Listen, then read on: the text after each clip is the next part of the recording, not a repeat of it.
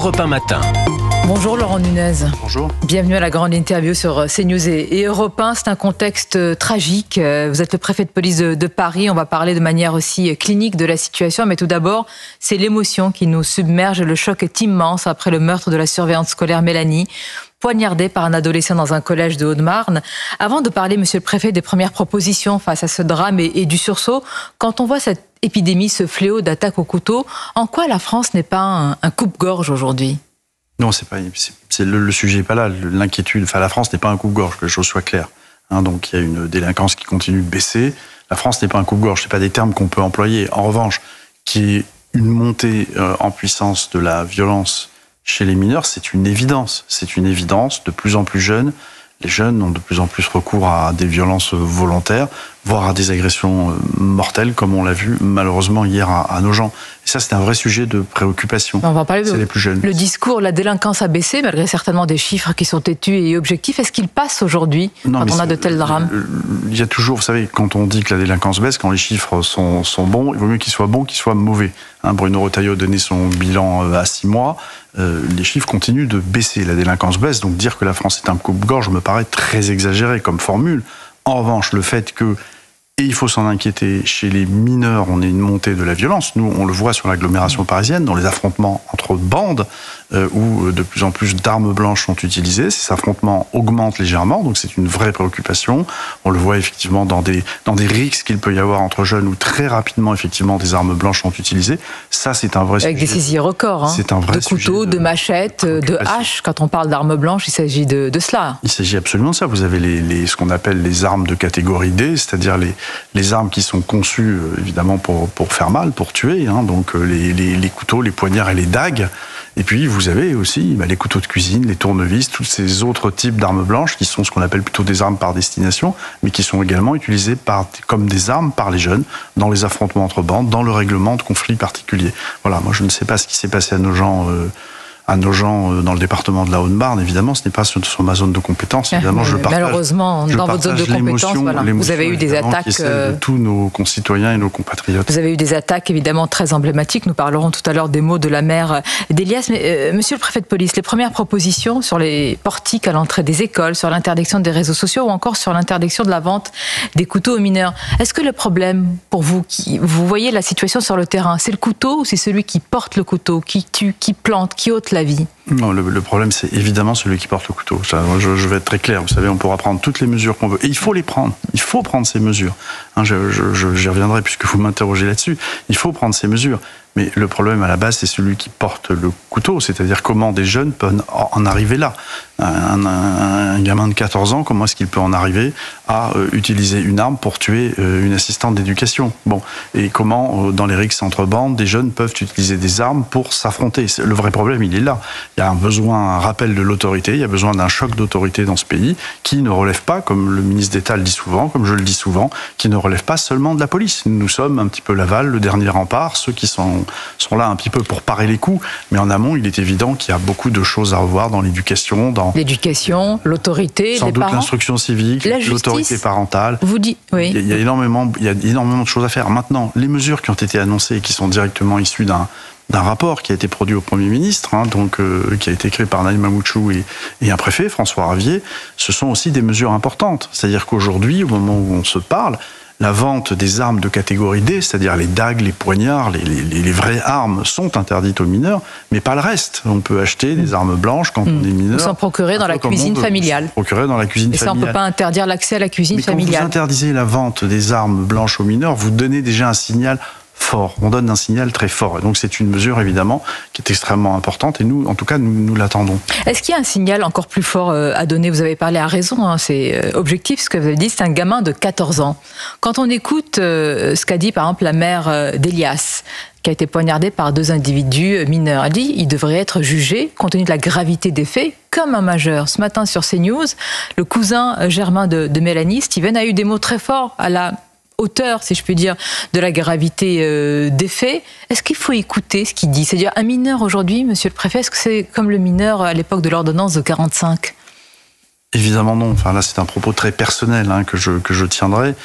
Mais évidemment qu'il faut faire évoluer un petit peu nos logiciels intellectuels. On n'est plus dans la même situation. Vous savez, moi je prends souvent l'exemple des homejacking, qui sont des infractions qui sont très traumatisantes. Vous savez, ce sont ces attaques chez vous, des personnes s'introduisent, vous séquestrent et volent généralement des biens de valeur, en fait, après avoir repéré leurs victimes. Encore une fois, c'est un phénomène qui baisse, mais qui est très traumatisant.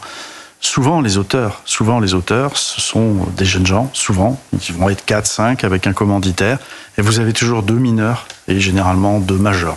La constitution des équipes peut changer, et on voit mal la différence entre ceux qui vont avoir 16, 17 ans et ceux qui vont avoir 18, 19 ans, qui commettent exactement la même infraction, avec la même intensité de violence, le même degré de violence, et c'est vrai qu'on peut s'interroger pour savoir s'ils ne doivent pas être jugés vraiment de la même façon. Le fait qu'ils ne bénéficient pas de l'excuse de minorité devant la justice, ça s'entend par un représentant aussi de l'ordre comme vous. Oui, parce que c'est ce que je vois au quotidien. Vous savez, je vais vous donner un autre exemple. Un autre exemple que peut-être la presse n'a pas révélé, enfin peu importe, en tout cas je vais rester dans le secret dans le secret de ce que sont les affaires judiciaires. Mais hier, grâce à l'intervention des fonctionnaires de police de la direction territoriale des Hauts-de-Seine, une équipe se préparait probablement à séquestrer un individu dans les Hauts-de-Seine. Ils étaient 5.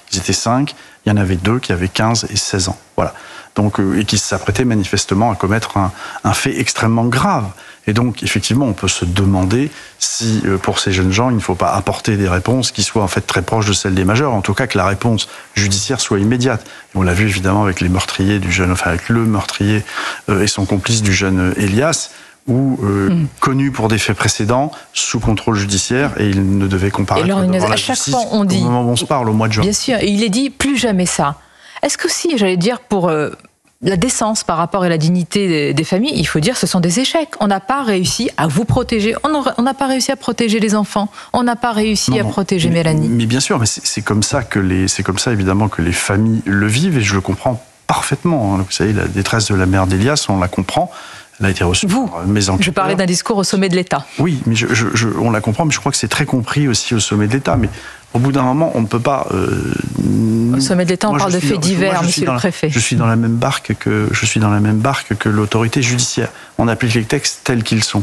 Et ce n'est pas à nous qu'il appartient de modifier les textes. On note avec satisfaction qu'il y a énormément de réflexions en ce moment sur ces questions d'excuses de minorité, de justice des mineurs, de sanctions plus rapides, et on s'en félicite évidemment.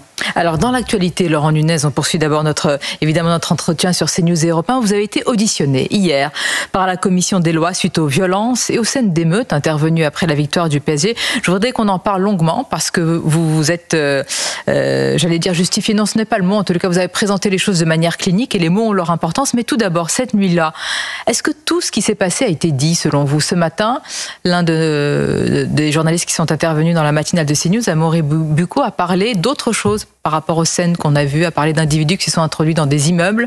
On a l'exemple d'une gardienne d'immeuble qui a vécu une véritable nuit d'enfer et d'angoisse, qui a dû se réfugier dans la cave, et en réalité, pour tous ces riverains, il n'y avait qu'un dernier rempart.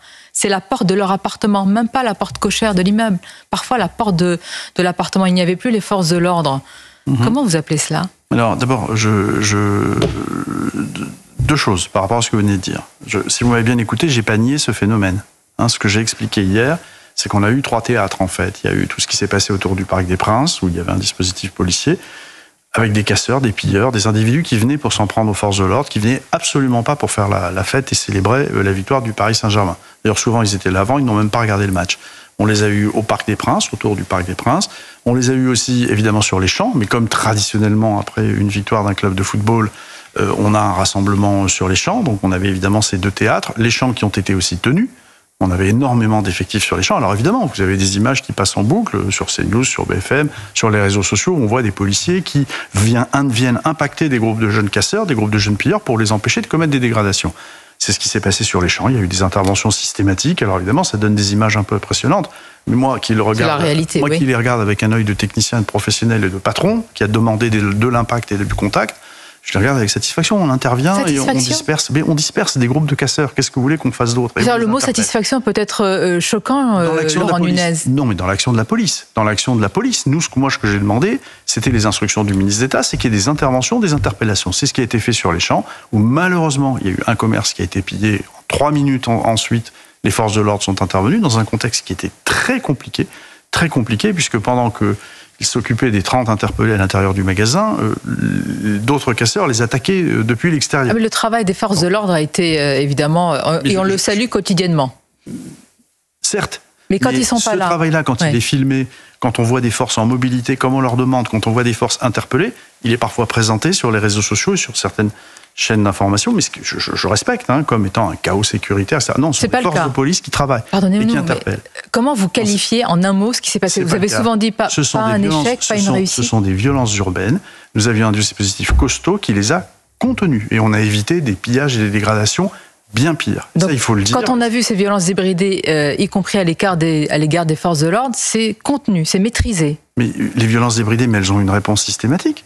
Systématiquement, vous avez des gens qui attaquent les forces de l'ordre et les forces de l'ordre qui ripostent. Monsieur Laurent Nunez, aujourd'hui, quelqu'un qui est interpellé après avoir jeté un mortier d'artifice sur un policier, un gendarme ou un pompier, comment il est puni par la justice? Ça, c'est un autre problème. C'est important, c'est un signal. Non, ça, c'est la suite judiciaire. Pardon, moi, vous avez été choqué par les peines? Moi, je vous parle de l'action. Je vous pose la question, vous avez été choqué par les peines? On a interpellé des gens, 491 personnes. 491 personnes. Voilà. Combien sont sortis libres sans passer une nuit en prison? Le suivi judiciaire, après, je ne le regarde pas. Il y en a beaucoup qui sont sortis libres, effectivement. Après, il faut que les procédures soient carrées. Moi, je ne jette jamais la pierre dans le camp, sur le terrain de la justice. Il faut aussi que les textes soient peut-être, les textes qu'ils appliquent soient peut-être aussi à la hauteur des infractions.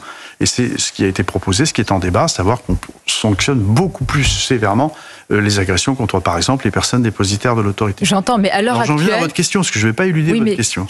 C'est quelqu'un qui a jeté un mortier sur un force de l'ordre, il n'a pas dormi en prison. Voilà, c'est ça aujourd'hui le signal qui a été envoyé. Alors certains oui, certains oui. Moi et d'autres non. Mais enfin je ne veux pas entrer dans le débat du suivi judiciaire, mais parce que je ne connais pas l'ensemble des infractions, tout simplement. Moi je ne connais pas l'ensemble des suites judiciaires qui ont été données. Nous, notre travail, c'est d'impacter des groupes de casseurs, de les interpeller et de les soumettre évidemment à la justice.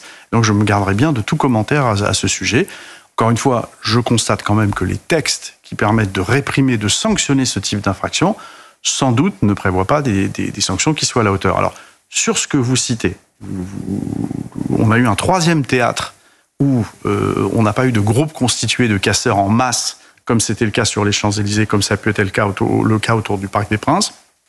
C'était, et je l'ai dit hier à l'audition devant l'Assemblée nationale, c'était sur le 8, 16e et 17e arrondissement, où là on a eu des groupes d'individus de manière beaucoup plus éparse, mêlés à la foule nombreuse ce soir-là. Il ne faut pas oublier quand même que dans Paris, dans la Petite Couronne, on avait énormément de personnes sur la voie publique. Et il n'y a pas eu d'incident sur les grands boulevards, à Bastille, République, en Petite Couronne. Il y a eu plus d'une trentaine de fan zones. Donc le dispositif policier a permis d'assurer tout cela en toute sécurité. Mais sur le 16e, 17e, 8e, on a eu effectivement des bandes de casseurs, des bandes de pilleurs, qui, mêlés à la foule, s'en sont pris à un certain nombre de magasins. Et j'ai bien donné hier à l'audition, magasin par magasin, qui ont été... Et des tentatives d'intrusion dans des domiciles. Il y a eu des intrusions dans des commerces, et il y a eu des interpellations dans ces commerces. J'ai donné la liste. Et dans des habitations privées, alors, monsieur le préfet. Dans les habitations privées, justement, j'en parlais avec votre journaliste. Nous, à ce stade, nous n'avons pas enregistré d'augmentation significative des plaintes, parce qu'on a regardé les plaintes qui avaient eu... c'est autre chose. Il y a des témoignages. Moi, je raisonne en termes de faits constatés. Oui, pardonnez-moi, moi je raisonne en tant que journaliste, c'est-à-dire je fais confiance à des riverains aussi qui, au micro d'un journaliste, témoignent avant d'avoir peut-être porté plainte, monsieur le préfet. Vous avez raison, mais les plaintes telles que nous les avons constatées le week-end précédent sur ces territoires et le week-end en question, elles ont effectivement augmenté. On a effectivement une augmentation. On a une augmentation des cambriolages, par exemple, dans les établissements commerciaux. On a une augmentation des vols à la tire, des vols simples, de manière qui n'est pas spectaculaire, mais on a quand même une augmentation qui parle et qui veut dire quelque chose.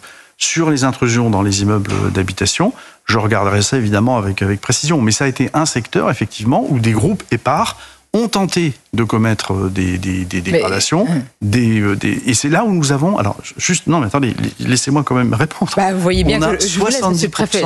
70% de nos interpellations à Paris ont eu lieu sur ces 3 arrondissements. Oui. 70%. Je note que le dernier rempart pour ces personnes-là, parce que les forces de l'ordre n'étaient pas dans les immeubles, c'était la porte. de l'immeuble. Elle cède. Le pire peut arriver. Voilà. Chaque fois qu'on a pu, on est intervenu. Mais bien, c'est une évidence. Sur ce territoire, chaque fois qu'on a pu. D'ailleurs, si vous deviez refaire la même chose, même dispositif, même doctrine, même consigne, monsieur le préfet de police, à vos hommes sur le terrain. Les consignes, je l'ai dit hier en audition, moi, les consignes que je donne quand je tiens le briefing, mais c'est les consignes du ministre d'État, ce sont les consignes de chacun de mes responsables. C'est quand il y a des agressions, des violences, des tentatives de dégradation, on parle d'impact, on parle d'aller au contact. Donc cette doctrine, elle n'a jamais varié et c'est la même depuis plusieurs années. J'entendais ici ou là, on disait on met le pied sur le frein. C'est faux. Elle est adaptée à une société. Alors j'emploie les mots, vous allez me dire si pour vous, ils collent à la réalité. Barbarie, ensauvagement des civilisations. Ce sont des comportements de barbares, je peux vous dire. Quand vous avez des groupes de gens, de jeunes notamment, qui ne viennent que pour piller, que pour commettre des violences, ce sont des comportements de barbares. Et voilà, donc je ne changerai rien à ce dispositif. Je l'ai dit hier devant l'audition. Les gens sont arrivés, enfin les casseurs, les gens malveillants sont arrivés à l'endroit où nous les attendions, évidemment. Et j'ai évoqué hier à l'audition qu'on s'est posé la question de la tenue des ponts sur le périphérique, puisqu'il y a eu de nombreuses tentatives de blocage du périphérique. Et quand nous intervenions, nous étions attaqués par le dessus des ponts. Mais comme je l'ai dit hier à l'audition... Vous avez employé le mot de belliqueux, une attitude belliqueuse des individus. C'était pour dire simplement que les gens qui sont venus... Oui, selon le dictionnaire, c'est ceux qui aiment la guerre. Les gens qui sont venus ce soir-là... Cherchent la guerre. Les gens qui sont venus ce soir-là sur les champs autour du Parc des Princes, qui sont pris aux forces de l'ordre, oui, je confirme, avaient une attitude belliqueuse. Et dès le dimanche, d'ailleurs... Sur le périphérique, on a adapté le dispositif puisque nous avons tenu les points pour éviter qu'il y ait de nouvelles exactions. Et le dispositif qui a été conçu, qui était à la fois un dispositif de protection, notamment des commerces sur les champs et de mobilité pour pouvoir intervenir le plus rapidement possible sur les groupes, je ne le changerai pas, je garderai le même. Et effectivement, dans les 3 arrondissements que vous avez cités, je m'en suis entretenu avec les élus concernés, avec chacun des maires, la maire du 8e et les 2 maires du 17 et du 16, nous savons qu'il y a eu des groupes éparses qui ont cherché à commettre des dégradations en masse et nous avons été extrêmement mobiles pour les en empêcher en réalisant 70% de nos nombreuses interpellations sur ces arrondissements. Maintenant, je ne nie pas qu'il y a eu une augmentation des plaintes pour un certain nombre de dégradations, de vols simples, de vols violences sur ce secteur. Il y a une augmentation et je le déplore et évidemment je le regrette, mais je veux saluer le travail des effectifs qui ont évité sans doute des exactions bien plus nombreuses. Ce sont des questions de journalistes et ce n'est pas à cause de cela, à cause des journalistes que ça se passe, mais c'est bien la réalité. C'est pour ça que je vous ai posé la question et merci d'y avoir répondu clairement, monsieur le préfet de police. Il est vrai que vous êtes expliqué hier en un mot devant aussi des députés LFI qui vous reprochaient ce maintien de l'ordre et qui, hier, n'ont pas beaucoup remis en question votre doctrine, finalement.